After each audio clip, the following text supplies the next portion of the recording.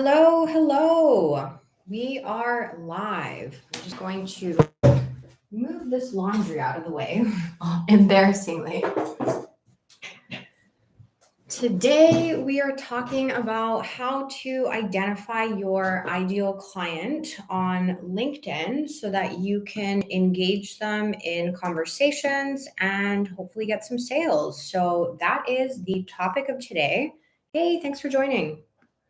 Let me know where you're joining from. I'd love to know what you do. Tell me about your business. This way I can actually customize the live to you. So let me know, drop in the comments what you do, and yeah, I'll be able to tailor the live to you. So let me know. I'm just going to give it a few minutes. Sorry, just trying to get one person in here. Um, Let's go here. All right. So let's get started. So, the first thing that I want to talk about is, and if you've just joined, drop in the comments who you are. I'd love to know what you do so I can tailor the live to you. And feel free to drop whatever questions you have. Happy to answer them. This is honestly the best way to have all your questions answered by me. Okay, let's jump in. So the first thing I want to talk about is before we even really start looking at who is our ideal client on LinkedIn, I think it's super important for us to really take a step back and be honest with ourselves in terms of who were the best clients that we worked with and what were some of, hey, Ahmed, I'm so happy to see you here. Welcome. So the first thing that's really important is to be honest with ourselves about who we're targeting because we want to make sure that we are not kind of faltering on the best client who we're targeting. Sometimes, I've been in a position where it's like, you really want to land a sale. And so you kind of end up, lowering the standard a little bit about who you want to work with just because you kind of want to get a sale in, right? So sometimes like in the early stages, like I've done that in the early stages of my business, you just kind of want to get experience. You want to try things. You want to work with different people. So you're still figuring it out. But once you've worked with, a few clients and you've kind of seen who's a good client and who's a bad client, you should then get really honest with yourself. And what I would recommend is almost create like a client criteria checklist of like the things that make a good client. So this is not just your demographics, but this is like, the way that your client is when they're working with you. For example, for me, one of the criteria is I love to work with action oriented people who are going to put in the work. They're going to take action even when it's scary. And so that is one of my criteria. So that's obviously something that you can't see on a LinkedIn profile, but this is important for you to get clear before, because once you find the person on LinkedIn and then you, let's say, jump on a sales call, or you think about working with them, if you are not being honest with who is the best client, you might end up working with people who are just not your best clients. They're not going to pay your high prices. They're not necessarily going to put in the right work. They're not going to get the right results. And this is a problem because when you work with people who are not the right fit and they're not able to get the results because of that, then the way I look at it is you're almost just like literally just getting money, right? But I don't really want to just get money from people that I work with. I want to actually create an impact. And also, when I create an impact, I can then use that to find more clients like that because I have that proof, right? And so I've gotten stuck in that cycle of you're kind of like desperate for sales and you end up, not being strict with yourself of who to target. And then you end up doing a bunch of work, which is great, but you don't really have anything to show for it as much because you haven't been working with the right clients, right? So I think this is kind of the step zero, is really being honest with ourselves of who makes a good client, who do we really want to work with, and really going after those people instead of getting stuck in the cycle of just working with people who are not really the right fit and are not going to make us feel good, right?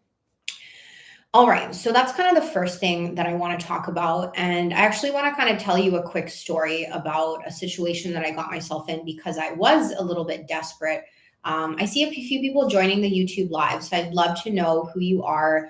Drop a comment. Tell me tell me also like about your business. What do you do? That way I can kind of tailor this to you as well. But basically, I had gotten an inbound lead from TikTok actually, and it was this lovely woman. And I had kind of gotten excited to get a lead. And so I, of course, jumped on a sales call with her. And it turned out that she wanted to get on LinkedIn, but she sort of wasn't wanting to necessarily be super active on LinkedIn. She just wanted to kind of develop. So Ahmed saying he has IT services business. I'm curious to hear what kind of IT services, like who do you work with and what kind of service do you provide for them? Is it like programming or is it like consulting? I'd love to hear. But yeah, so I jumped on a sales call, but what if we don't know right in the start who I want to work with? Okay, maybe I'll just like address that question super quick. Sorry, I have the Instagram live and the YouTube live, so I'm just like navigating the questions here. So I'm in software development. Got it. Nice. So here on the Instagram live, but what if we don't know right in the start who I want to work with? So the first thing that I would do in that situation is to have you had clients yet? Or is this like you're starting your business and you're not sure yet who you want to start targeting? So maybe let me know whether you've already worked with clients or you're about to start working with clients and you're like, who should I target? Like, how do I know who to work with? So, if it's the case that you haven't yet had clients, I would recommend just kind of think about a few things. Like, the first thing to think about is who actually has kind of the willingness to pay for your service. So, I tried to do a product idea a few years ago, and the goal was I've worked with clients from personal network. I'm not sure how to reach out to prospects through LinkedIn. Makes sense. Makes sense. So basically, sorry, I had a really bad sleep last night, so my brain is not working very well. But so you want to take a look at who has the willingness to pay, right? So I started this product idea ages ago, and I built this little tool with my husband. It was like this, like kind of like this app basically, and it was actually for startup accelerators to help them use it for their students and their founders so that they could like validate their ideas more. Okay, so you're just starting out, got it. So they were just validating their ideas.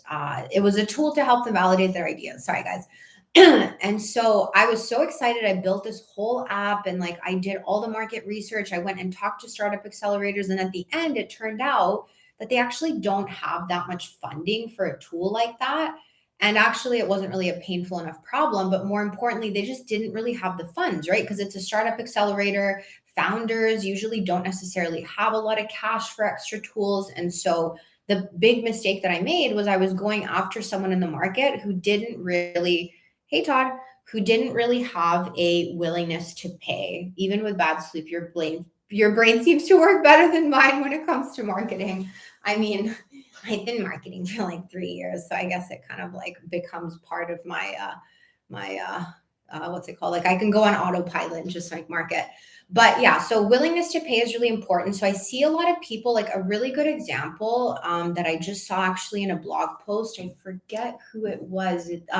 Thomas Strider. He's a really, really great LinkedIn creator. And I was just reading one of his blog posts, which is great. And he was using this example of, let's say you're going after, you're helping unemployed people get a job. So I'm not saying that you shouldn't go in that business. Obviously, there's a lot of people making money, but sometimes people who don't currently have a job, they might not have as much willingness to pay as, let's say, someone who is transitioning from one field to another. So the example that Thomas Strider, again, I'm referencing him here, his blog post, How to Pick a Target Audience, he recommends, instead of going after unemployed people, what if you went after people who are in finance, but they want to move into investment banking or something. Or let's say, for example, I used to be in product management in tech. Let's say they're in like customer success or customer experience and they want to become a product manager. This means that hey, thanks for joining. They're already, making a decent amount of money. And so they're going to have more willingness to pay, right? So think about who has the willingness to pay for your service. So that's kind of where I would start. And then the second place that I would start, this is if you haven't worked with clients yet and you're trying to figure out who your ideal client is, I would just start to think about like who do you actually want to work with and who would you want to talk to all day long? So, for example, when I, again, going back to my example of the Startup Accelerator tool that I built, I love startups. I love entrepreneurs. I love accelerators. Like, I love anyone in the startup space. And so I knew that if I had to work with these people day in and day out, I would love it, versus let's say, for example, let's say, for example, I want to just start like a daycare business. So I don't have kids yet. I'm not like, I like kids, but like I'm not very good with kids. And so if you were to tell me, like, hey, you're going to have to work with, in a kindergarten, like you're going to run a daycare business, like I'm not sure that that's really the right fit for me. And so really think about like, who do you want to work with day in and day out? Who's someone that you can really understand and have empathy for? And that's kind of the second thing to think about. Like, who do you really want to work with? And then the third thing, which is obviously super important, is, like what are you really good at and who are you best at helping? So for example, let's say that I'm like, pretty good at video. I've been doing video for a few years and I really want to make a big impact on someone. Maybe it's people who have never done video before that I can really make a big impact. So let's say I've been doing video for like a year and I'm like decent at it. I'm not going to go after, the YouTuber with 2 million views and be like, hey, like I can help you get better at video because, they're a few steps ahead of me.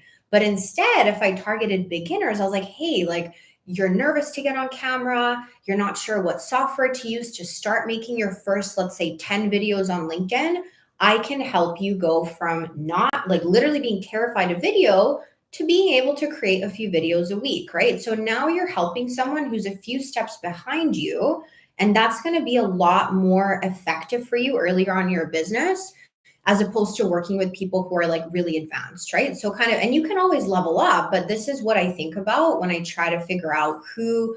I'm so excited because you have 4 people on the YouTube live and we have a bunch of people on the Instagram. So drop a comment if this is resonating. I love this topic and tell me what your business is. Cause honestly, the more that you drop stuff in the comments, the more I can definitely help you. So those are kind of the 3 things that I would say to just start. There's obviously a million other things, but those are the 3 things that I would start with to try and figure out who do you want to target in your business. Okay, so we've kind of covered like how do we get really honest with who we want to target? And so now the next step makes a lot of sense. The point with reaching out to those who are behind you. Exactly. And that actually goes honestly for marketing. So a lot of the time, what I do in my marketing is I actually speak to an earlier version of myself. And this is kind of a really good hack. So this won't work if you have a service where you're not, let's say, like teaching someone to do something that you've learned before. Let's say, for example, you're like, like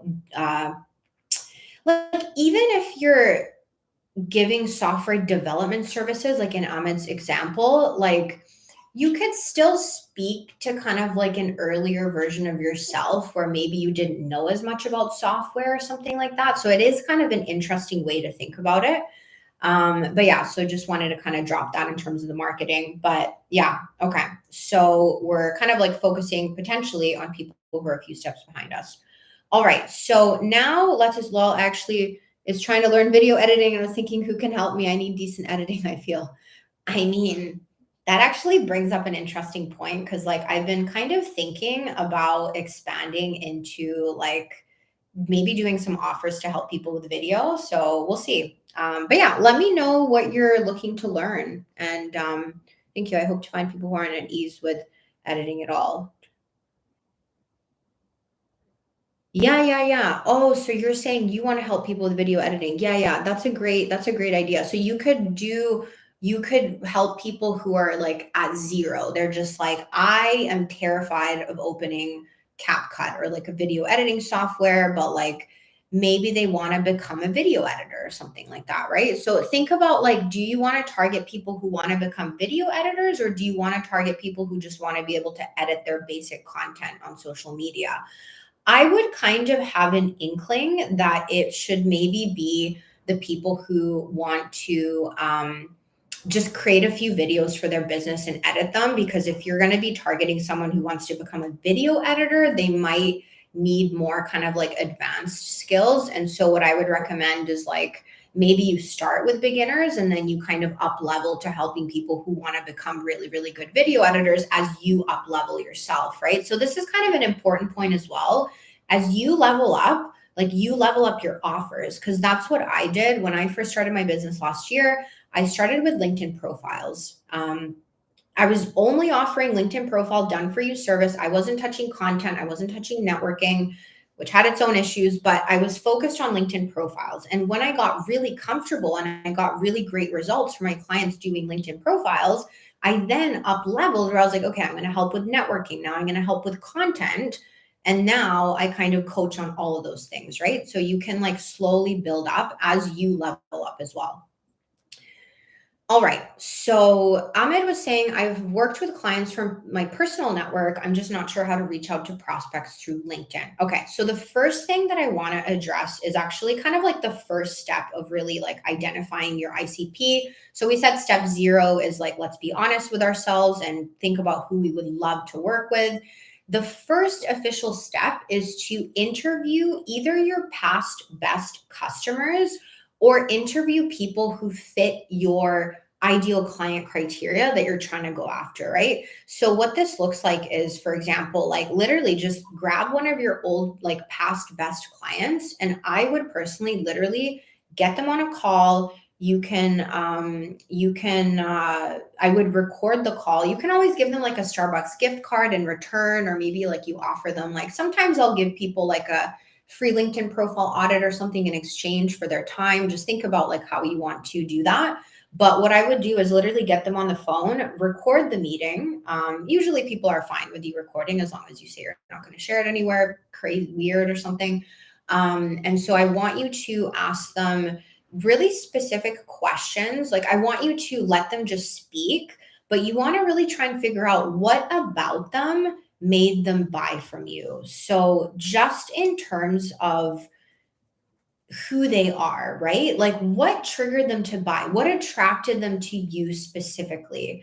And then you're going to hone in on kind of like what was the problem that they had and what was going on in their life that made them want to purchase from you?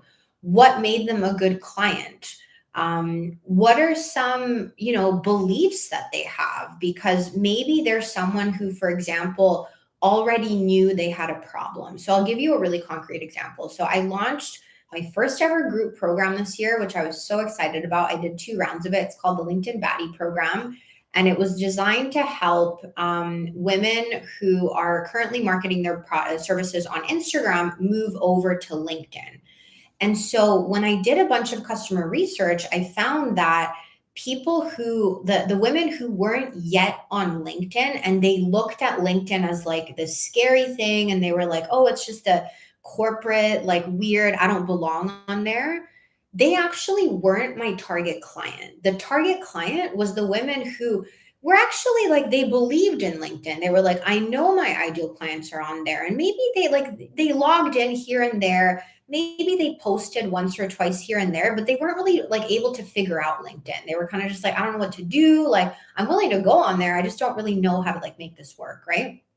And so I didn't have to convince them as much, right? So what came out in my customer research was, if I now go and market to the people who are just like, what? LinkedIn for business? I'm going to spend years like trying to convince them, right? So I'm nurturing them in the background with my content because I'm educating, hey, this is what LinkedIn is, but I'm not going after them for my offer because they're going to it's just too much objection handling. I'm going to go after the people who are already sold on LinkedIn, right? So think about, these are the things that you want to think about and get really narrow on who it is that you're targeting and what makes them a good target. Also make sure to, ask them about their biggest desires. What do they want the most? What are they afraid of? What's getting in their way? What's a false belief that they have about themselves or their business or your industry or your type of service that you need to reverse in order to make them understand that the solution is perfect for them, right?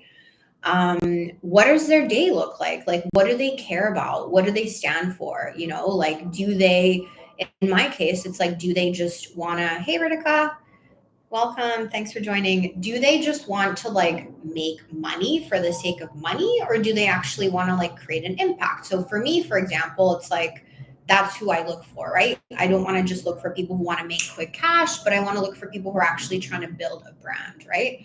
So again, these are not all the things that you're going to be able to see on someone's LinkedIn profile, but this is really important groundwork for you to set yourself up so that when you do engage with these prospects on LinkedIn in conversation, when you start hearing these red flags, because you know what questions to ask them, then you're going to be able to identify who you maybe shouldn't go after, right? Once you kind of talk to them. So let me know if that makes sense. If you have any questions about the whole like interviewing your clients, that's like a whole other like live that I could go on. But talk to your best clients. They're going to tell you exactly why they bought from you. So I'm actually going to give you another concrete example because there's a woman in my audience who had actually reached out to work with me a few months ago.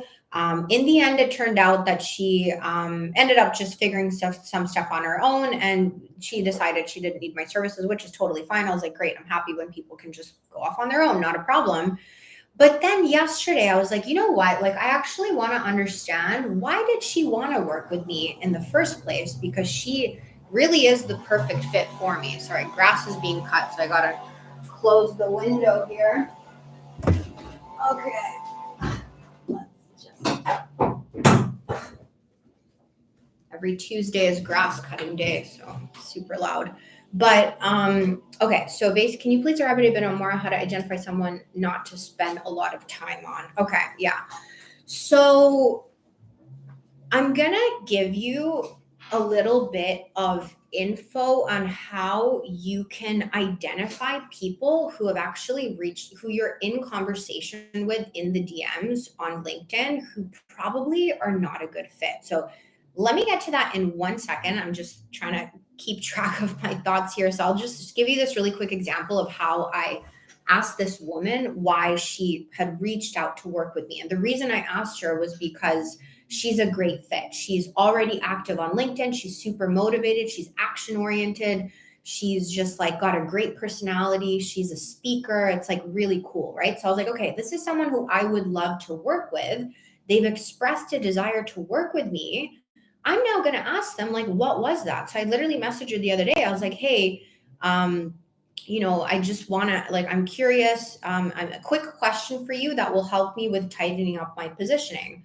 So I said, other than the fact that someone had actually recommended her to follow me, I was like, other than that, was there anything specific about me, my profile, or my content that made you decide to reach out about potentially working together? I'm trying to really get down to the nitty gritty of what makes awesome people like you consider working with me. Appreciate you always. And so very like normal message. And she was more than happy to reply. And what she said, any good advice for people ghosting you? I will get to that because that I know that's like a big pain point, and it happens to me a lot too. So basically what she told me was when I look, so I got the recommendation, but when I looked into your profile, I was very much attracted to your baddie identity. I found your approach quite refreshing as I contrasted it against the stereotypical bros who don't represent me as a creator, blah, blah, blah. And so we kind of went on, like I asked her some follow-up questions, but basically she gave me really good information about what it is that attracted her to me. And so now I know that that's kind of the information that I need to kind of portray more about myself, right? And that's what's going to help you not just identify who's a good client, but also why they would be attracted to working with you, right? So I hope that makes sense. Okay. So getting to the how to identify someone not to spend a lot of time on, and then I'll get to the ghosting situation. Okay. So can you please elaborate a bit on how to identify someone not to spend a lot of time on? Okay. So there's so many like different ways, and like full disclosure, like I'm still figuring it out because I'm human. But what I do know is a lot of the time, I find that sometimes when people are sometimes people don't really they're not very serious about solving their problem yet, and it's not like they're not serious people, they're just not, it's just not a big enough problem for them yet. So one thing to keep in mind is something that I always ask people is, what have they tried before? What have they tried to solve the problem before? And sometimes when someone DMs you, so I used to get really excited when someone would DM me like a really long message where they would just be like, "Hey, Lena, I've been following you for a while. I love your content." And they would tell me the story about where they're at. And it was like really vivid and like a lot of information. Either it's a DM message or it's like when they sign up for a sales call with you and it's like your Calendly, it's just like, it's like stories. I used to think that that was a really good thing, but it's actually not necessarily, because sometimes when people go on and on and on in the DMs, you'll see that actually they're not that serious. Like they're kind of just shopping around and trying to figure out what it is that they need. And so something that I do is, because it's tempting when someone DMs you like a essay and you're just like, oh God, like now I have to start this whole conversation and like you want to be polite. But the truth of the matter is, like, you're not in the DMs to make friends. Like, I know that we're building a community. Obviously, we care about relationships, but we also care about our time, right? And so you don't want to spend a lot of time in the DMs with people who are not going to buy from you, right? It's just like not an effective use of your time unless you like really enjoy talking to that person specifically. So what I will do is I will basically bring people back to earth in the DM. So I literally, they'll tell me like a whole story, and then I'll be like, oh, like, why do you want that? Like, what does that mean for you? I kind of like start with the desire. And then they kind of give me more essays. And then instead of me feeling like I now have to send them another essay, I just go back to a very simple question where I'll be like, thanks so much for the context. Like, I'm so excited that you're like making this change, like you're starting this business, whatever it is. But are you like, what kind of support are you currently looking for? Are you looking for one-on-one support? Are you looking for something like lower ticket? Like, basically let's bring it back to kind of like the sales conversation here, right? And so that's where you're kind of bringing it back to the solution, right? And at that point, they will usually answer the question and say like it's this or that. Then I ask them a question of, I'm actually just going to remind myself here because I had a really good really good example. Yes. Okay. So basically, I was like, yeah, glad you're enjoying da da da da. Thanks for the detailed response. I appreciate it. And then I said, can you tell me a little bit about what kind of support you're looking for? One on one support, short term, long term, low ticket products. Like, how can I help you? I got sort of another essay. And then that's when they said, like, I'm probably looking for one on one, but I'm still actually deciding if I want to go down this path, blah, blah, blah. And then I was like, no problem. Feel free to reach out when you're ready to engage formally. Have a great day or whatever. And so I basically cut that DM short because had I entertained the whole conversation and been like, oh, like this is your story and like these are your dreams for like ages, I would have spent a lot of time in the DMs with someone who actually isn't serious to buy, right? So we want to get to the important questions of, is this currently something that you want to solve? What have you tried to solve this before? Because that's what I was mentioning before. If someone hasn't tried a lot of things to solve their problem yet, that means that they're not ready to buy. Like they're not, they probably want to just try to do more things on their own, right? It's the people who have already, like, it's the people who are at their wits end and they're literally like, I've tried this, I've tried that, I've invested in this. I just really need this solved right now. That's kind of the people you want to go after. Although also you don't want to go after the people who have invested way too much and now they're so jaded to the point where they actually can't really like hire anyone else because they're just like, oh my God, like I spent all my money on this and it's still not working. And now I'm just so skeptical about everything. Because then they're going to become skeptical clients. And that kind of comes back to our client criteria. We don't want to go after those people, right? Hey, Gabby.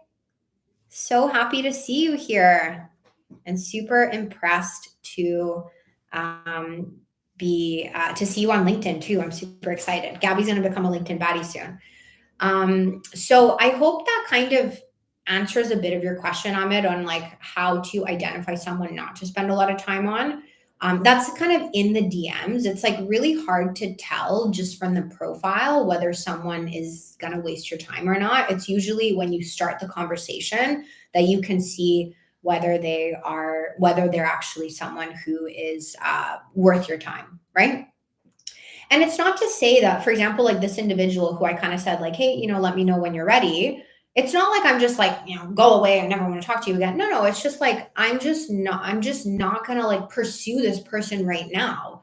I'm going to keep them in my network. I'll probably share, which by the way, don't let me forget, I need to tell you guys about a new guide that I'm creating. It's free. It's honestly the most valuable thing I've created so far. I just have to finish designing it in Canva, but I'll share it with you guys. It actually gives you so much stuff in there. But basically and now of course I've like lost my train of thought as usual. I don't even know what I was talking about. Sleep deprivation is a giant issue. I can't even remember what I was talking about, but sorry guys, lost my train of thought. But I hope that kind of like helps a little bit. So I'm just going to chat a little bit more about maybe I'll chat a little bit more about like buyer signals, like how to identify someone who is exhibiting signals that they want their problem solved. So a really good telltale sign is, for example, let's say you're posting content directly for your ideal client.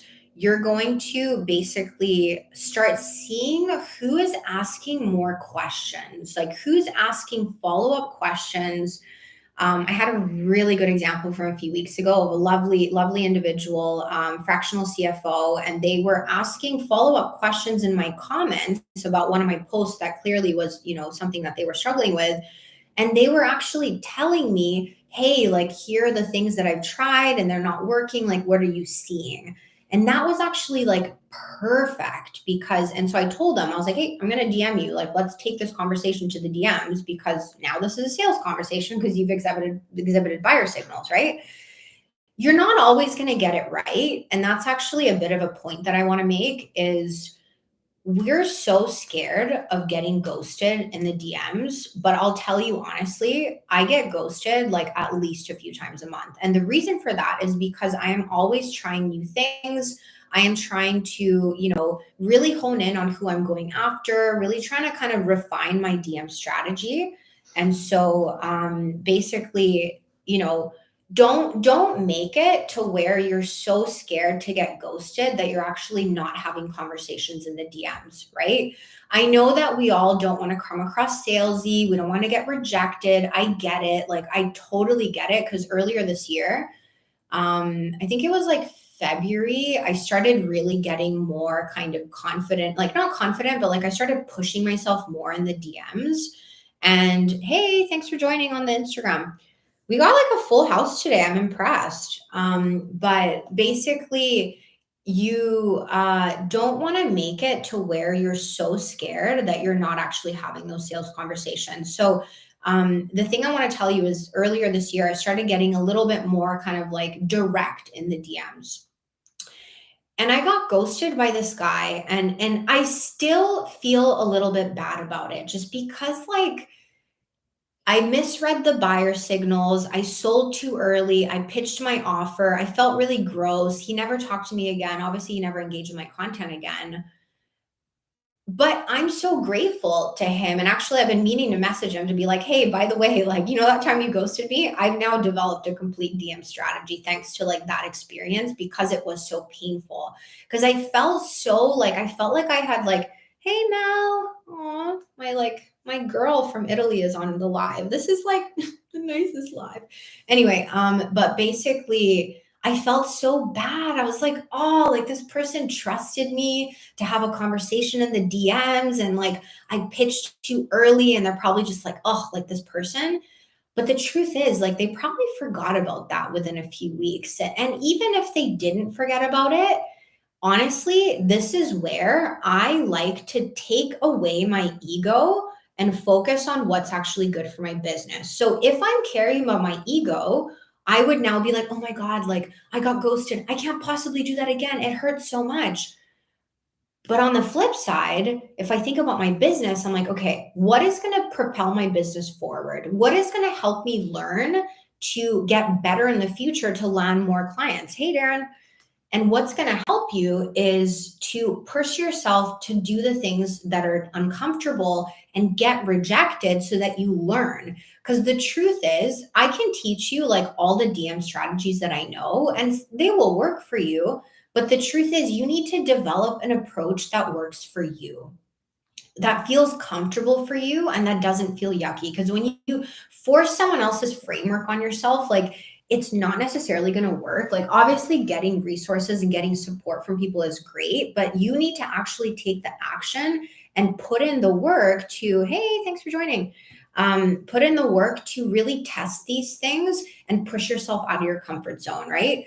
I'll tell you another story just to kind of encourage you here. But first, I'm going to answer Amit's question really quickly. My ideal clients are US and Canada based. I'm just going to make a note because my brain is not working. So I'm like, I'll talk about this in a second. And then I'm like, sorry guys, I forgot what I was talking about. But okay, my ideal clients are in US and Canada, or sorry, I think US and Canada. However, most of my network is filled with MENA region. So, I mean, the first really simple thing that I would recommend that you do is basically just start connecting with your ideal clients in those geographical regions. So tell me if that's something that you've tried, or if there's maybe something that makes you feel like you don't want to do that. Like, let's unpack this. So, Ahmed, if you're still on, just let me know kind of whether you've tried that or whether you have kind of some hesitations around that.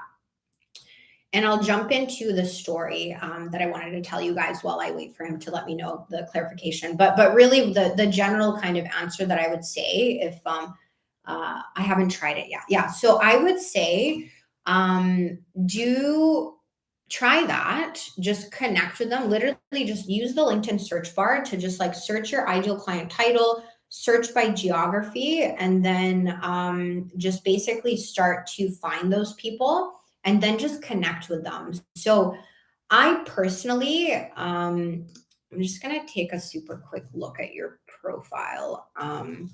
Because you want to make sure that your profile is strong, because what I'm going to tell you, and so for Ahmed, actually, it's great because you have like over 8,000 followers, like you're pretty active in terms of content. You have like a pretty good um, uh, profile. So as long as you have like a really strong profile where you look like someone who's friendly, trustworthy, I would maybe just change your profile picture to just be like, see your face a little more clearly. I find that like I personally accept more connection requests where I can like see someone's face. It's like just builds more trust. But basically what I would do is honestly only personalize your, hey Helen, thanks for joining. So good to see you. I have stopped sending notes on connection requests. Yes. So Darren literally took the words out of my mouth, and he is, aw, Ahmed is saying this is the first time someone has really made me feel good about my profile. Aw. Yeah, change the photo. Change the photo. But other than that, like it looks good because you're active. It looks like you're someone who's like playing the LinkedIn game. But what Darren was saying, hey Helen, I'm so excited to see you here. So what Darren is saying, I've stopped sending notes in the connection request. And this is actually a really important point that I want to make. It is so much better to send a blank connection request than to send a fake personalized connection request. So I one time had a connection request from someone who basically congratulated me for being in my field. And I was just like, I think this is like an automated connection request. And honestly, they had a pretty good profile. So I was like, had you just not put the message, I would have accepted your connection request. So a lot of the time, if you feel like you can't really personalize something, just send a blank connection request. And then once they accept, then you can kind of start a conversation, right? Or like engage with their content and stuff like that. But that's what I would do, is just like connect with them, start to engage with their content, post content for them and just kind of build your community a little bit with that geography. And then you should be able to start kind of engaging more with those people and filling your network with more relevant people. So that's like absolutely what I would do. So I hope that helps. Cringe. Yeah, Helen's like cringe. But okay, so I'm going to tell you guys about a story of a recent occurrence that I had that will give you more kind of confidence about, having DMs not go the way that you want. All right. So I had a person in my community who had commented on one of my LinkedIn posts, and the post was about, actually ironically getting like starting conversations in the DMs with your ideal clients. And I was kind of offering some like, help with that. And then in the comments, they became really interested in the approach, and they're just like, oh, like this is interesting. These are some of the challenges I've been having. Like, here are the things I've tried. What are you seeing that works? And so that was kind of like a major buyer signal, right? So I did a little bit of, commented in the comments with them a little bit, and then they kept going. Like I sent them kind of a little bit, and then they kept going. So I was like, okay, this person clearly has this problem because they really want to engage in this post. And so I took it to the DMs. I was like, hey, I'm going to DM you. Let's chat. And I just kind of asked about their business, and we had like a bit of a DM conversation that I then funneled into a sales conversation because I knew that this was a problem that they needed solved. And they were asking me for further follow-up questions in my content, which kind of told me that like they probably look at me as someone who potentially has the answer for them, which means maybe there's someone who would work with me, right? We had a great DM conversation. In the end, they had some objections about industry specific, not really to do with me, but they were just like, I don't know if this is going to work for my industry. So we're actually still chatting. Ironically, we're jumping on a call tonight, which I'm going to tell you how this happened. So essentially, like in a way, I got like rejected by this client in the DMs. And at one point I thought they were maybe going to ghost me, but they didn't. And so what I actually ended up doing with them was, because they had reached out to me about like DM strategy, I was like, hey, like I know that like it didn't work out for us to work together, but like, you seem like a great person, and you've been like, I've had such great conversation with you. How would you like for me to just like send you a little quick video about like how I structured our DM conversation that we had between you and I, so that you can see kind of like how I navigated it, because I know that that's what you kind of wanted help with. Because for me, honestly, I don't really like see the point in like gatekeeping information like a lunatic. It's like I'd rather just like help someone. Like if the sale didn't work out, it's like, either like I'll just never work with them, or like I could still nurture them as part of my community. Like maybe they'll buy from me in like 6 months, right? So I really wanted to build a relationship. And so I sent the video to them, and ironically, actually, they were like, oh, like I love this. And I asked him, I was like, how did you find our DM conversation? And he was like, honestly, I loved it. Like, I think you're great. Like, I think you're really funny. Like, you have really great LinkedIn knowledge and stuff. I'd love to work with you. It's just like, I just am scared about like my industry, right? They think that it's like a problem specific to them.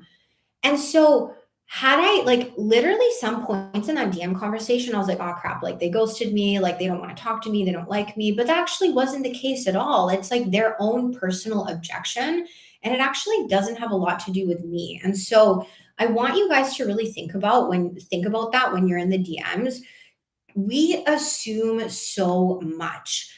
Sometimes, for example, you might think that you got ghosted, but actually the person is just forgot. Like people have a million things going on. And I assure you, a lot of people, their LinkedIn DMs are not the top priority. My LinkedIn DMs are my top priority because I literally like sell every day on LinkedIn. But for some people, like that's not their priority. They have a million other things going on.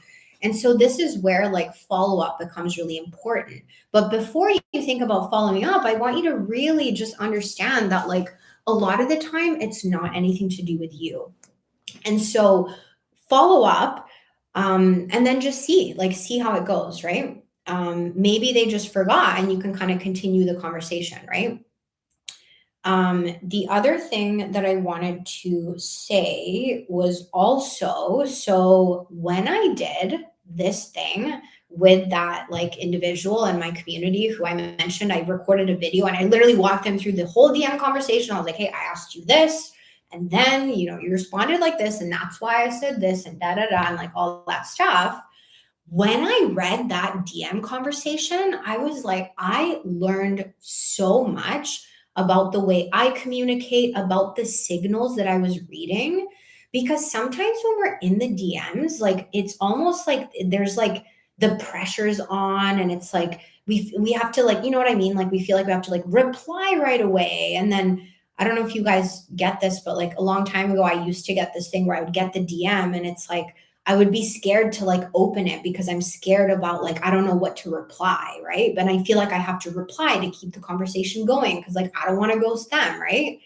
But what I want you to really think about is like review your DM conversations, because literally my mind was blown. Like some of the things that I send the DMs, I was like, whoa, like I literally like I was reading their DMs, but something like my brain just didn't register. It was like a subtle piece of information. And so what I would really recommend you to do if you're trying to get better about like, having DM conversations with prospects on LinkedIn is look through your old DM conversations. I know it's painful, but look through them and reread them because you will find more insights. You will see, like, oh, wait, like that person literally just said that. And then I said that. That makes no sense.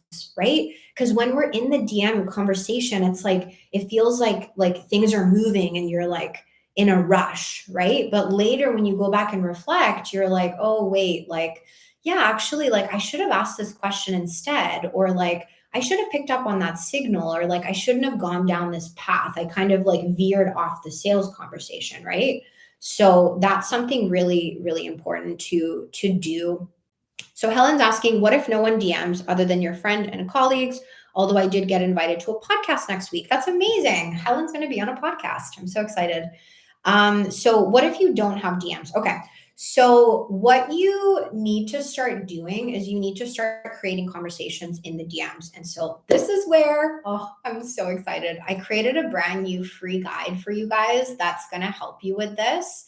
And I highly recommend that you grab it for me. I'm going to have it ready by the end of this week if it's the last thing I do. But what you want to do is you want to basically start conversations in the DMs with people who are hanging around you. So, this is, for example, people who are viewing your profile, people who are following you, people who are connecting with you, people who are engaging with your content. Those are kind of like the warmer people. And the reason I'm telling you to target these people is because they're very familiar with you. Not very, but like they're familiar with you already, right? Because if you're anything like me, you're not like crazy about cold outreach. And so you want to kind of like do at least warm outreach or have people come inbound. And this is where you need to actually create those DM conversations yourself, right? And I was actually going to create a video about this, which, and by the way, I'm going to make like a really funny video about this. You guys are going to laugh. But what I'm going to say in the video is this basically, you need to build momentum. So this is actually kind of, I veered off of my like talk track for this thing, but one of the important points about identifying and kind of like magnetizing your ideal client on LinkedIn is to build momentum around your profile and your content. So you want to be posting content. You want to be engaging back with people who are commenting on your content. You want to take people who have commented on your content and extend conversations in the DMs, because sales is all about touch points, right? Like a lot of the time people think they got ghosted in the DMs, but the truth is you just need to do another touch point. You just need to like, find another way to continue the conversation, right? Sometimes we just get ghosted, but sometimes it's just like the conversation just ends, right? And so what I would recommend doing, this is what I'm going to literally break down in the guide for you, is exactly how to convert essentially your warm traffic around you into DM conversations. And the key thing here that I want you to, this is turning into like a DM strategy live. But what I want you to really think about is don't just go for the sale. So when you're in the DMs, so a lot of the time, I feel like we just focus on getting the sale. And then when we don't get the sale, we're just like, oh, like that was such a waste of time. Like, why won't this person buy from me?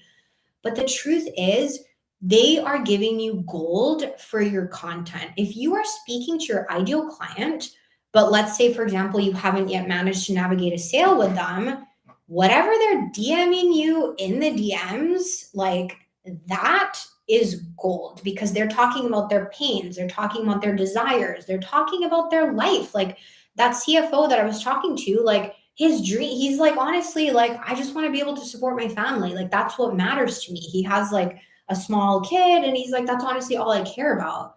That is really, really valuable information for me to now market to more people like him.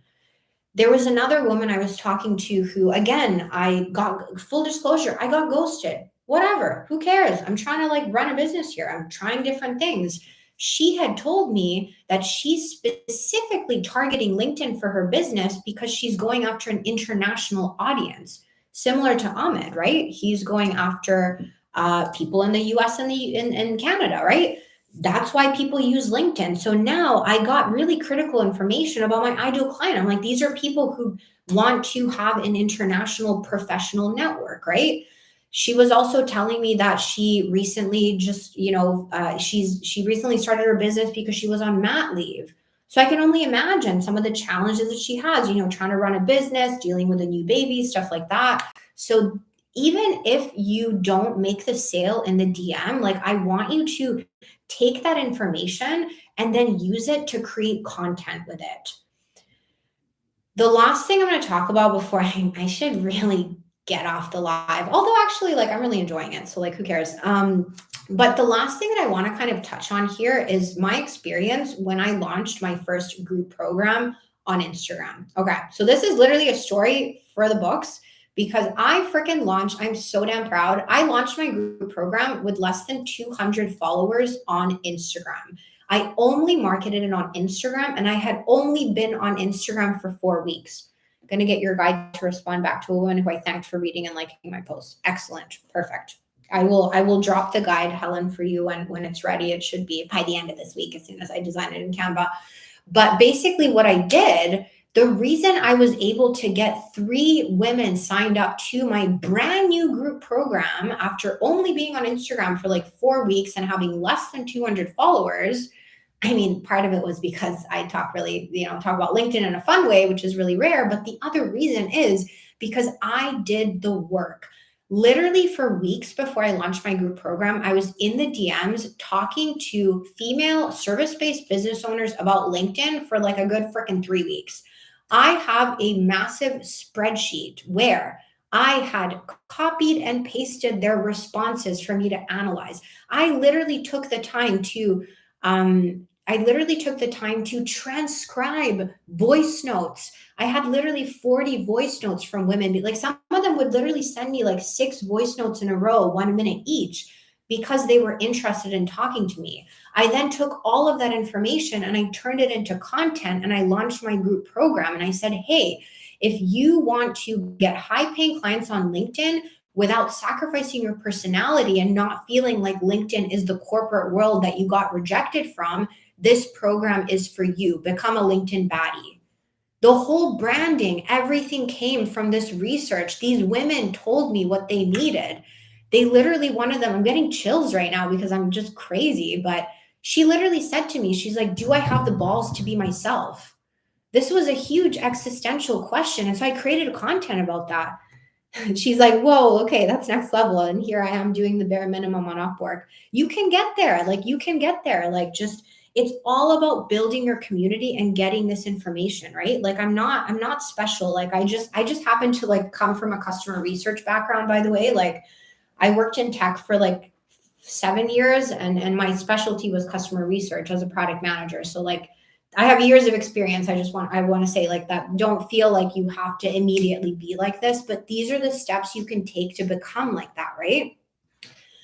I literally created content about I literally took their screenshots of their messages and I put, do you feel like this? Like, do I have the balls to be myself? Do you want to break out of the corporate box and share your voice on LinkedIn and get those high paying clients? Like, don't let the fact that you got burned by corporate stop you from utilizing the best revenue channel for your business. And like, it worked.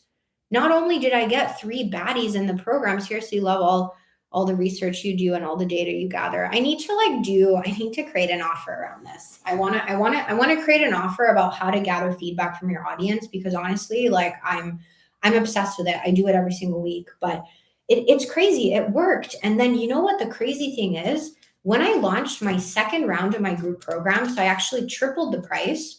And I still had honestly under 400 followers on Instagram. I tripled the price. I launched the next program. I got 2 baddies in. That's crazy. Like I tripled the price. I got 2 more people for still pretty much a brand new offer.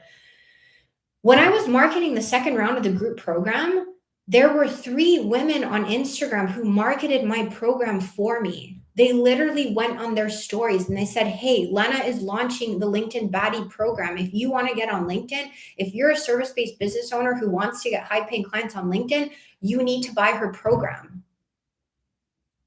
Because I resonated. Even people who weren't like a fit for the program, they're like, "Hey, like listen to her. Like she's starting a movement. She's speaking our language." Like this is crazy. I don't know if I'm like sleep deprived, but like I'm gonna start crying here. But this is how you build a community, and this is how you magnetize people, and this is how you get the data that you need to create incredible offers that people are obsessed with. Like that's why like everyone loves the LinkedIn baddie movement. Like Gabby, like she's like, I'm finally got over to LinkedIn. I'm gonna become a LinkedIn baddie. Did she join my group program? No. Did she buy my product? No. But she gets this from my content because it's magnetic. Because no one's talking, because she feels probably a connection. I'm kind of putting words into Gabby's mouth here and she can correct me, but I think if I'm not mistaken, she feels pulled, she feels motivated, she feels empowered. There's something that is working, right? And it all came from my client. When I got like I'll tell you, I'm just kind of completely going off. Like I do talk about leading a movement with my clients, and most of them don't get it. You are doing it. Yeah. It takes time, and you have to really kind of like work on what is the overall vision, what's the message, like what are you rallying people around, who's the villain. My villain honestly is like corporate, like the jobs where we didn't feel accepted, the jobs where we were forced to do things that we weren't good at, the jobs where our ideas were rejected. That's my devil. That's the devil that the LinkedIn baddie movement is fighting. It's the imposter syndrome. It's the lack of confidence. It's what everyone is saying. Gabby's saying, "I'm finally on LinkedIn because of you." And honestly, like that is why I do this. Like, I'm not here just to make money. Like, I'm here to actually inspire people to do something bigger than themselves, right? Because that's what I'm doing. That's why I started Baddie Diaries, because I want to have these conversations. Like, this is honestly like one of the best lives because you're all so like tapped on. And it's just this is I think true kind of like business building, you know? This is like where you actually get to have fun and you get to make an impact. When I first got on TikTok, like this is actually hilarious. Like when I first got on TikTok, which kind of started off this whole kind of LinkedIn business thing, and when I actually started my business and I was offering LinkedIn profile services, I thought I was selling LinkedIn profiles. I literally thought that I was selling words on a page and a Canva design or Figma. I did it in Figma, but like I thought I was just selling a deliverable. I was not selling a deliverable. I was selling a new version to someone. When I created people's LinkedIn profiles, like they've stepped into a new version of themselves. One of my clients literally told me, like, my LinkedIn profile is an extension of me. I need it to represent who I am. I need to feel connected to my LinkedIn profile. This is I'm just checking my calendar to make sure I don't have anything else after this live, but I'm just going to keep going because this is super fun. But like he told me, he was like, I want to be a renegade. Like I want to show the world that construction tech is cool. I hate that. Like, I hate that Gen Z doesn't want to go into construction. I hate that they assume it's like a lame field. I want to change that. That's more than just like an about section on a profile. I got him to literally like free write to 8 questions to pour his soul out into a Google Doc so I could take that and put it on his profile so that he could start his movement. And what has he done? He started a movement. He has a podcast that he's been growing like crazy. He is posting content. He's building in public. He was terrified of building in public, but I really do think I didn't teach him how to build in public per se, but I believe I helped that enable that for him, because sometimes people need like to give themselves permission to be who they want to be, right? And that's what I did with my service. That's a total, Helen's saying that's a total movement for him. Absolutely. And people are magnetized. They love it. And that's what I was helping people do. I was helping them really kind of see themselves for who they are and how awesome they are, and give them confidence that like they are building something special, even if they can't see it yet. Because I'll tell you, like when I first started the whole LinkedIn baddie thing, like I did not think people were going to go for it. But the reason that I did it is because I got the objection of like, like LinkedIn just feels so corporate. And it's just like, I don't want to. They were like, I'm not willing to sell my soul to the corporate devil to get sales for my business. Totally understand. She's saying that's my fear. I hope I'll be able to do that someday. I mean, showing myself.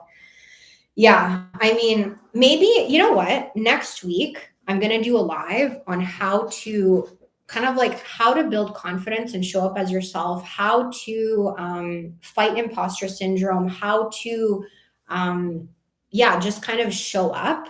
If you guys like, I'd love, honestly, love nothing more than for you guys to join me next week to talk about this and basically how to be a LinkedIn baddie and just really put yourself out there, right? But what I was saying is, one last question. Yeah, Ahmed's like, let's get back to reality. I'm like going off on a tangent. But I was just saying how like when I started the LinkedIn baddie thing, I didn't think anyone would care. But what I was doing is I was combating, feel free to drop your, I try to be myself, but people have told me I come across as a bit cocky. Okay, so let's break this down, because my first question is, who has told you that you're a bit cocky? Is it people who are like in your professional network? Is it like your friends or family? Because whenever anyone says something like that, I first try to understand. I'm like, who are they? And are they someone who I want to become like? Because the truth is, my close friends. Yeah. So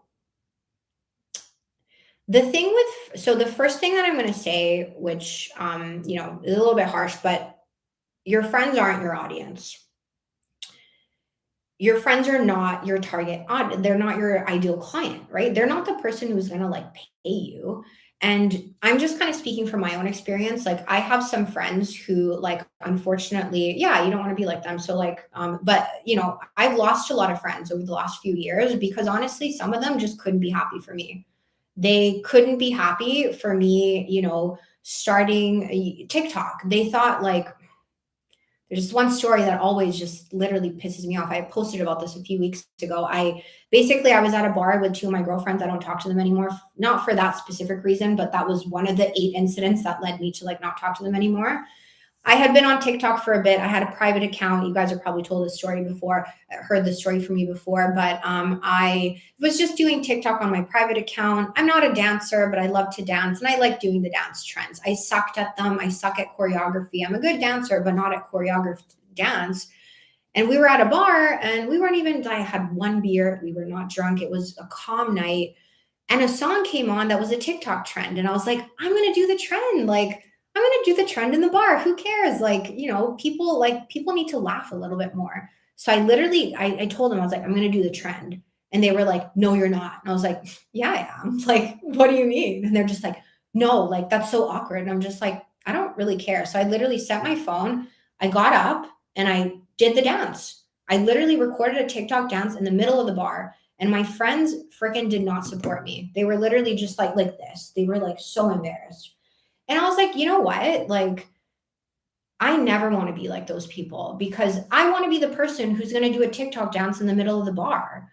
I want to be the person who starts a LinkedIn baddie movement. I want to be the person who's posting TikToks to LinkedIn.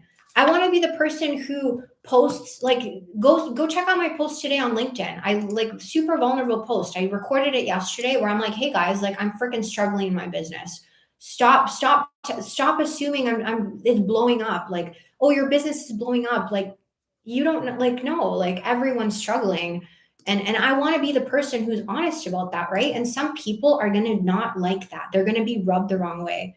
Gabby's saying I saw your post and love that you shared the story. Thank you. Yeah, like I do it for you guys, honestly. Like, of course I do it because I'm trying to build my brand, my business, but like impact first, money comes later. Like that's how I roll, right? And so really think about like who is giving you those comments and where are they coming from? Because it could be two things. It could just be, for example, some of my friends, they're great friends. They just genuinely don't understand social media and they just don't understand business building.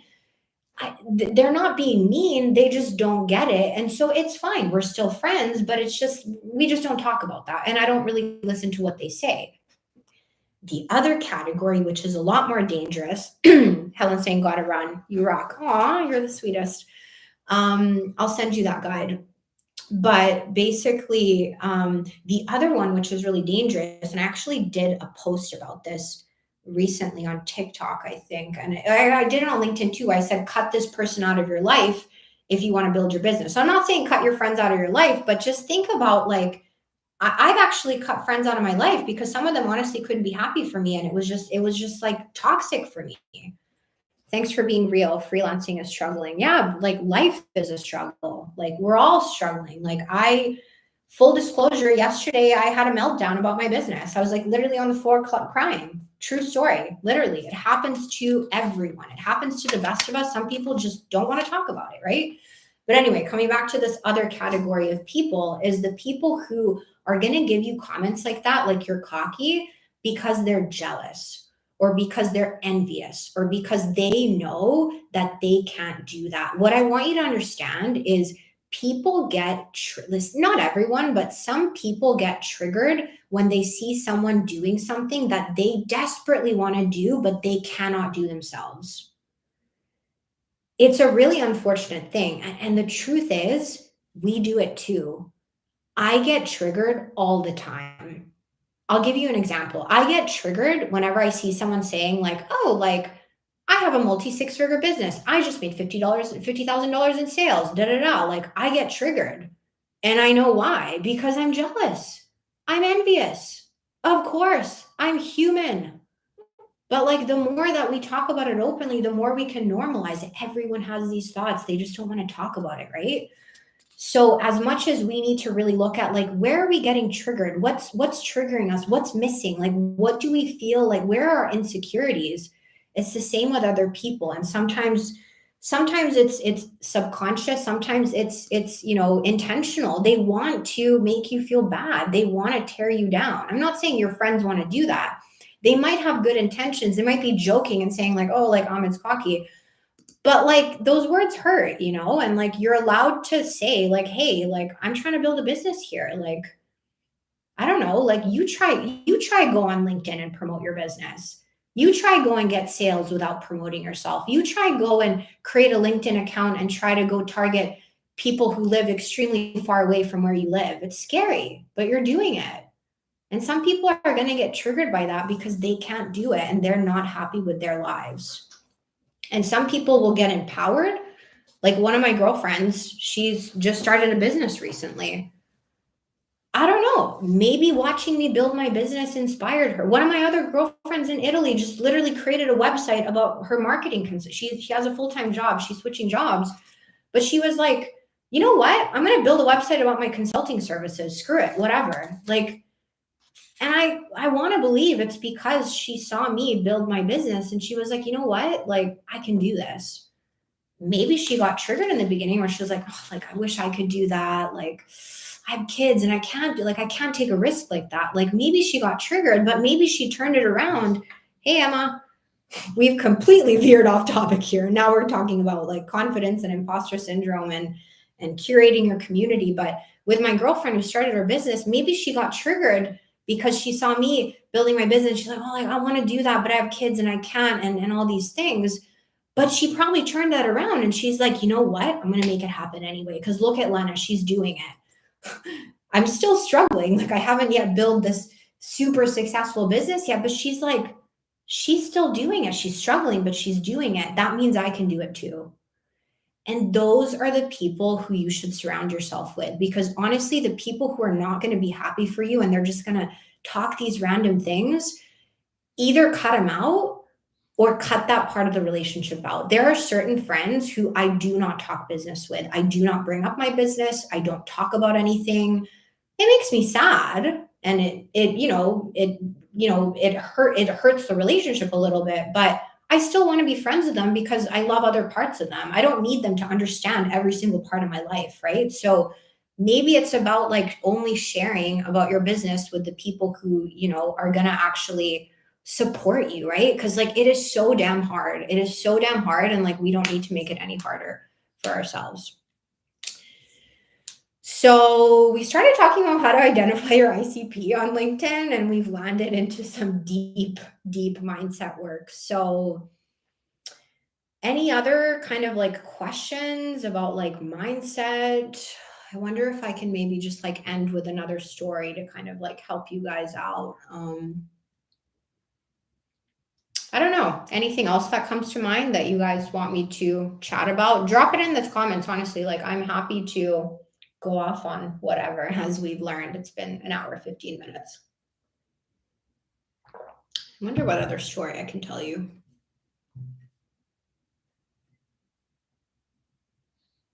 Actually, I'll end with this story.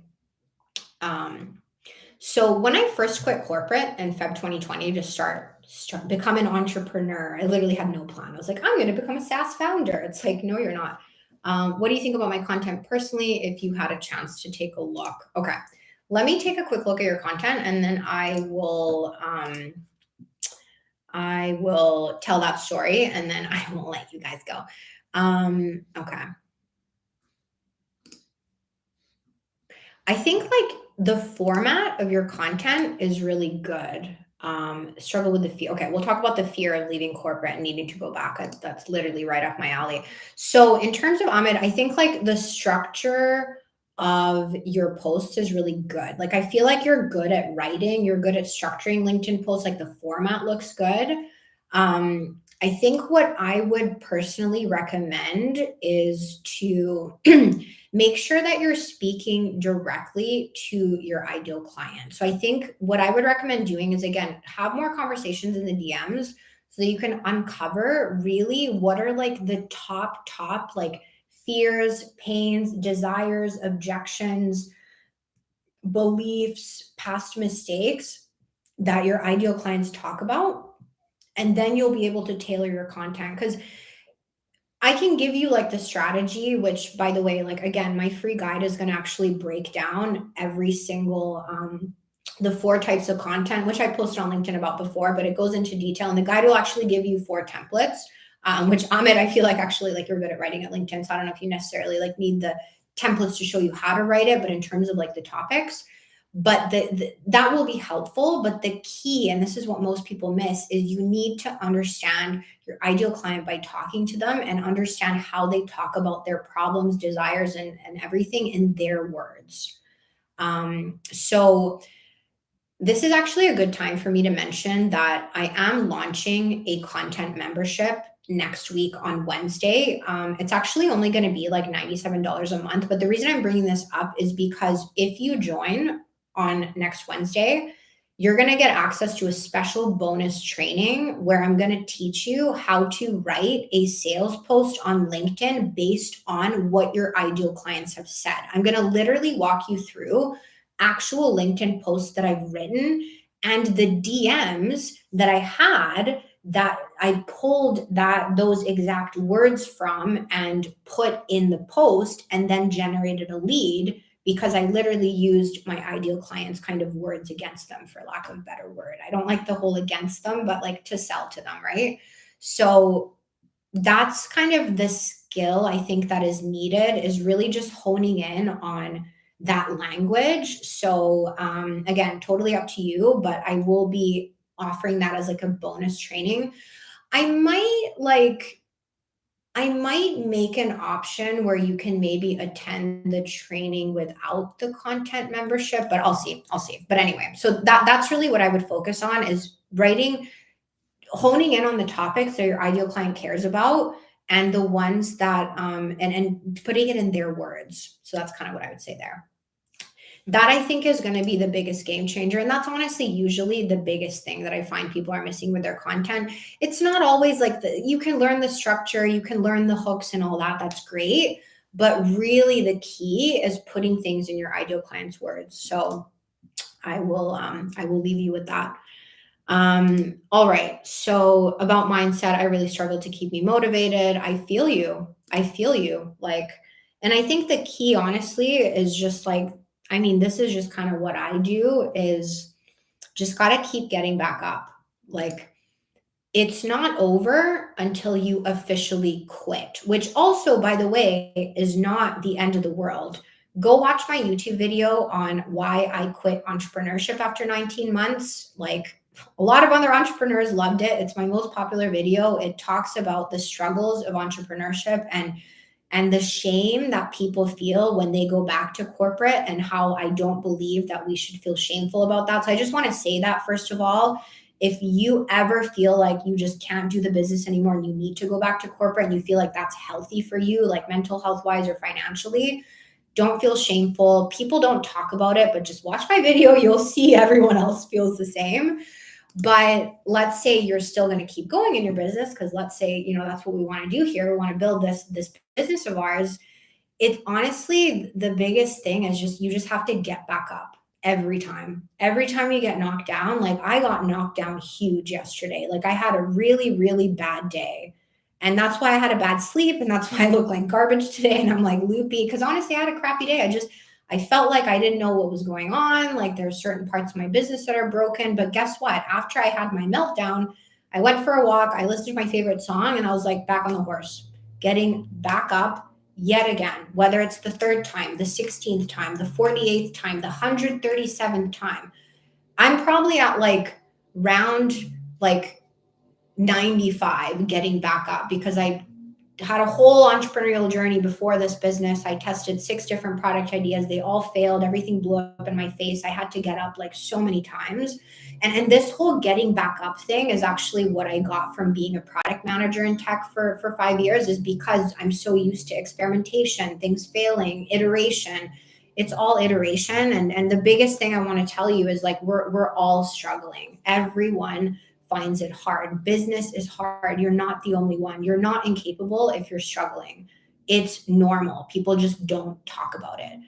And this is why I yesterday basically went on a rampage and I batch created 2 weeks worth of LinkedIn content with a new strategy. And basically, disclaimer, don't look at my content if you want to understand the strategy for LinkedIn because I'm always testing random crazy things. So just take it with a grain of salt. But my new thing is just like, I want to share more of my failures because I don't want people to feel alone because I feel like LinkedIn is just like, I made 10,000. I'm a 6-figure business owner. I made $1 million. Nah, nah, nah. And like all this stuff where like a bad day is like, I started the week by losing 2 clients. And by the end, I got 5 clients, like ebbs and flows. And I'm like, that's not an ebb and flow. Like not getting clients for 2 months is an ebb and flow. Like, so some of those like LinkedIn influencers that are just like, boo-hoo, like one person ghosted me, but I'm still making $1 million. It's like, that's not relatable content. So I'm going to be coming out with some like super honest stuff over the next few weeks, which I'm super excited about. But yeah, so just want to really like reassure you, like I struggle as well. We're all figuring it out. There's no freaking recipe. And this is the journey, right? And like, we need to try and enjoy the journey. I know it's so freaking hard sometimes. Like yesterday, I'm like, screw the journey. I hate this. I just want to like be successful. But this is the journey, right? And this is life. So the last thing I will chat about is I struggle with the fear of leaving corporate and needing to go back. So are you in corporate right now, Gabby? Or I hope you're still on here. Sorry, I feel like I was like going on for ages. Are you still in corporate or like do you just mean like you started your business and now you're worried about like having left corporate? Because I know that a lot of my audience They talk about how like they left corporate to start their business, and now they're worried that like if things don't work out, that they will never be able to go back in corporate. Is that your concern, that you feel like you're kind of like shutting that door? Or is it that like you're scared you're going to have to go back and you don't want to? I'm guessing it's maybe like kind of one or two of those. Um, I hope I'm getting that right, but and have been building this business since. Okay, so you've been building a business since January. So it sounds like it's kind of like closing that door and like hoping that you don't need it again. So the first thing I'll tell you is there is no such thing as closing the corporate door. You can always go back. I basically went on a 19-month entrepreneurial journey. I don't want to need that. I don't want to need that door, but the fear is always there. Yeah, totally. I mean, so I think the first, so yeah, it's a bit of a catch 22. So I'll kind of tell you, when I first went on my entrepreneurial journey in February 2020 for like 19 months and everything blew up in my face and everything failed. And in the end, I was like freelance writing and I was like, I should just get paid as a product manager. I'll make more money. I never thought I would be an entrepreneur again. I literally went back to corporate and like, I don't want to say with my tail between my legs because like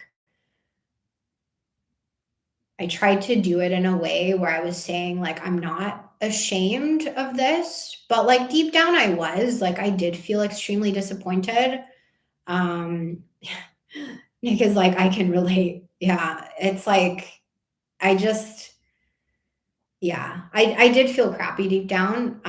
But the truth is, I just needed to go back, right? But as soon as I went back, I started getting the itch again. And I was like, I want to be an entrepreneur again. Like I started thinking about all the things that I did wrong. And I was like, I would do it differently this time. And I wouldn't make this mistake.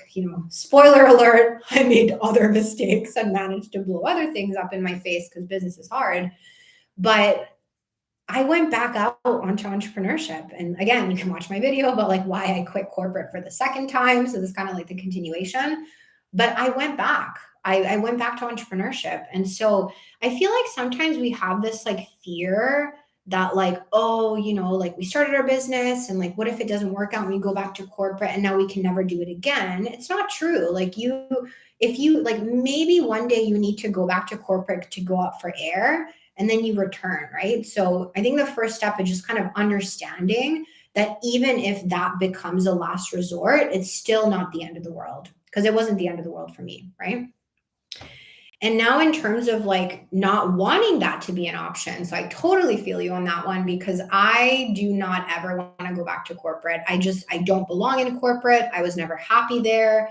I love running my own business. Like, I love doing my marketing. I love doing stuff like this. Like, this is what lights me up. And so, I really don't want to go back to corporate. And so, this is where you need to really lean into what your business needs. And you kind of need to create a bit of them. And again, it's a fine balance because you don't want to put yourself in a situation where you're just like, it's this business or nothing. And then you like burn yourself out. You, God forbid, get sick, or you don't focus on your family and you kind of, other parts of your life fall apart. So we don't want to go there, but we want to be in a place where it's kind of like, this is truly what I want to do and I will do what it takes. And it's almost like going back to corporate isn't an option, right? And so what I want you to do is like think about, let's say for example, when you're in that DM conversation with that ideal client and you're just like, oh, like I should really DM them, but like I'm scared. That's where I want you to lean into this and be like, I don't want to go back to corporate. And me sending this DM to this ideal client, even if I'm going to get ghosted, because me sending the first DM, even if it's going to get me ghosted, is bringing me one step closer to building my business. And so a lot of the time, I feel like we focus so much on like, oh, we're so scared to go back to corporate. Like, no, like, don't take me back there. But when we're faced with the difficult thing of what we actually have to do with our business, we're just like, I don't want to send that DM. Like, no, like I'm scared. But you can't have both. You can't have both. Like, if you're going to say, no, I don't want to go back to corporate, I'm going to do everything in my power to not go back to corporate, you need to push yourself in these other areas. And that's honestly my secret is I freaking push myself to do things that I know my business needs. I send the DM, I get rejected. I offer to walk someone through my DM sequence. I, share more value. Like I share as much value as it scares me in a live, for example. Like sometimes I'm just like if I share this much, like will people hire me? And like it's an experiment. So I'm like, let's create the free guide. Let's try. Let's try to offer more value for free. Let's see if that's going to generate more demand, if that's going to build more trust with my audience. Am I terrified? Yes, of course I am. I'm launching a content membership next week. Like, of course I'm scared. It's my first membership. Like, of course, but I'm doing it. I'm still taking action because I know that the more I take action and the more I do the scary stuff and the more I get rejected and ghosted and ridiculed and low engagement and low sale, the more that I do that, the failed sales calls and all that, the more I do that, the closer I will get to figuring it out. And that is why when literally in February I got ghosted by that guy, I still remember the color of his profile picture. It was yellow. I still feel guilty about it. But that's why when I got rejected by that guy, I was in the DMs about my business. Not this isn't a dating scenario, but when I got ghosted in the LinkedIn DMs, I was like, I'm gonna keep DMing because now I learned what doesn't work. Is the next thing gonna work? Probably not. Probably going to get ghosted again, but I'm going to do it because every time I get it wrong is my chance to get it right. And that is how you push through and eliminate that door. But you have to put yourself. And so Gabby like took a huge step recently, put herself on LinkedIn. She's like, that's it. I'm going on. That's exactly like you're doing all the right things. You need to keep pushing yourself even past the fear of failure. A lot of the time, we procrastinate in very sneaky ways. It's sneaky and it's all a fear of failure. I'll tell you, even just like with my free guide that I'm doing right now, like I always get stuck in Canva and I didn't work on it yesterday because I was scared that I wouldn't be able to figure out the design. I told myself that I was too busy and I was tired and I had time. But the truth is, I was scared of Canva. The more we can push past our fear, the more we will grow and the more we will gain confidence and the more that we'll be able to do for our business. So that's kind of like my best tip for you and kind of like my secret, even though it's not really a secret since I'm obviously sharing it.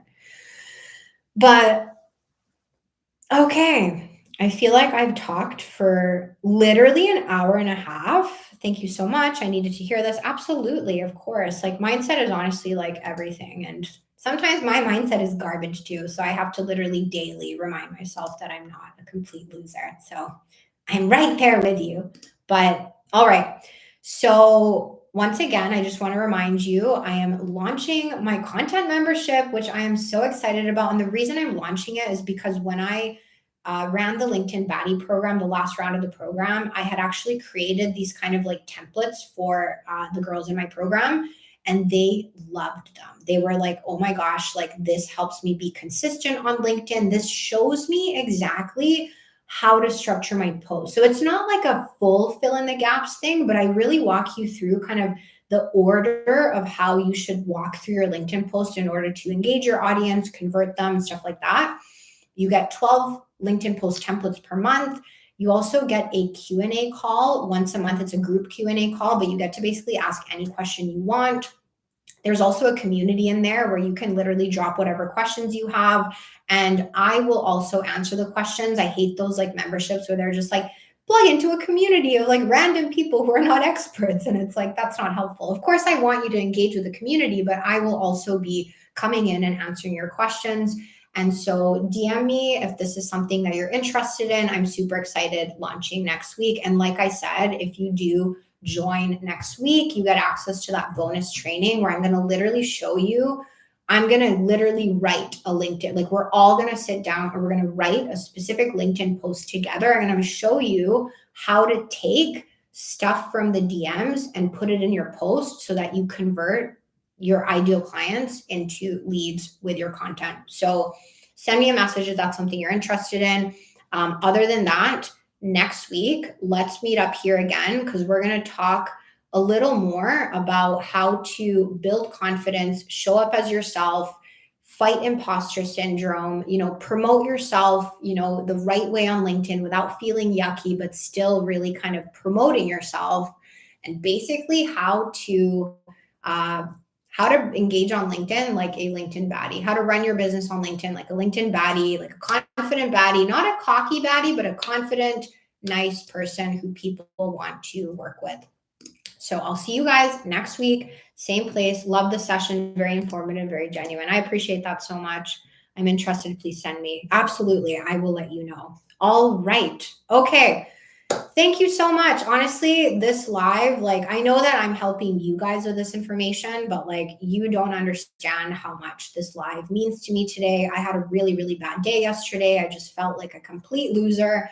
And so to be able to share this with you today has honestly, this is setting me up for a great day. And I feel like I'm going to be so much more productive. So as much as I'm helping you, you guys, honestly, like you, yeah, you're a lot. You're very important to me. So all right. Well, yeah. DM me also if you love this live. I'd love to hear like what resonated and stuff like that. So this is super active. And yeah, if you have any ideas on what you want me to cover next, like happy to do that. But next week we'll chat more about how to build confidence and be that baddie.